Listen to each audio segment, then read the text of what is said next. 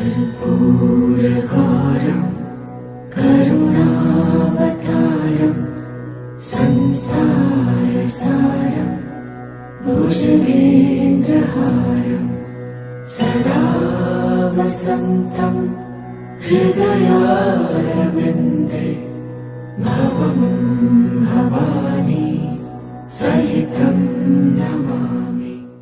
कर्पूरकारं करुणावतारं संसारसारं भुजगेन्द्रहारं सदा वसन्तं हृदयारविन्दे भवं भवानी सहितं नमामि। कर्पूरकारं करुणावतारं संसारसारं भुजगेन्द्रहारं सदा वसन्तं हृदयारविन्दे भवं